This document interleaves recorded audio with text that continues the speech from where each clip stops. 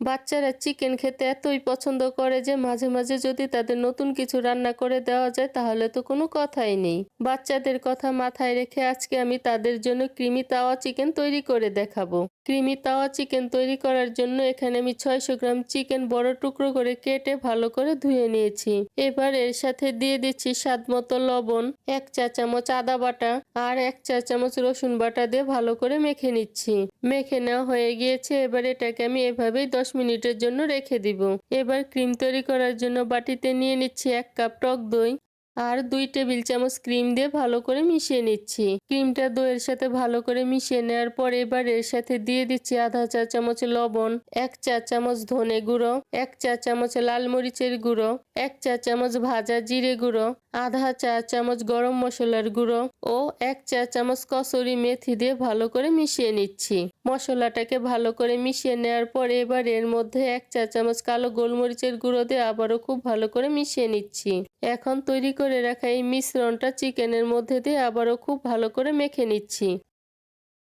এখন মেখে নেওয়া এই চিকেনটাকে 1 ঘন্টা ঢাকনা দিয়ে ঢেকে রাখবো। 1 ঘন্টা রেখে দেওয়ার পর চিকেনটাকে আমি আবারও খুব ভালো করে মেখে নিব। এখন রান্নার জন্য প্যানে পরিমাণ মতো তেল দিয়ে তেলটাকে গরম করে নিচ্ছি। খুব বেশি তেল দিতে হবে না, 2 টেবিল চামচের মতো তেল দিয়ে তেলটাকে আমি গরম করে নিয়েছি। এখন ম্যারিনেট করা চিকেনটা এর মধ্যে দিয়ে দিচ্ছি। এখানে শুধু মশলা থেকে চিকেনটাকেই তুলে দিতে হবে, মশলাটাকে আমি পরে রান্না করব। কারণ মশলা সহ যদি চিকেনটাকে ভাজতে যান মশলাটা কালো হয়ে যাবে, চিকেনটা কিন্তু কাঁচাই থেকে যাবে। এখানে আলাদা করে কোনো রকম জল দিব না, কারণ চিকেন থেকে যে জলটা উঠবে সেটা দিয়ে চিকেনটা খুব ভালো মতো সিদ্ধ হয়ে যাবে। এখন চুলার আঁচটা লোতে রেখে সময় নিয়ে লালচে করে ভেজে নিতে হবে। প্রায় 10 মিনিটের মতো ভেজে নেওয়ার পর চিকেনের কালারটা চেঞ্জ হয়ে গিয়েছে আর কিছুটা নরম হয়ে গিয়েছে। এখন বাকি মশলাটা এই চিকেনের উপর দিয়ে দিচ্ছি। তারপর ঢাকনা দিয়ে এটাকে আমি 10 মিনিটের মতো রান্না করে নিব।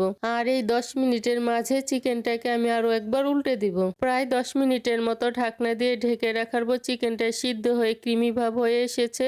এবার উপর থেকে ছড়িয়ে দিচ্ছি কিছু কাঁচামরিচ কুচি, ধনেপাতা কুচি আর কিছু লেবুর স্লাইস দিয়ে দিব। তারপর ঢাকনা দিয়ে 5 মিনিট স্ট্যান্ডিং টাইমে রেখে নামিয়ে নিব।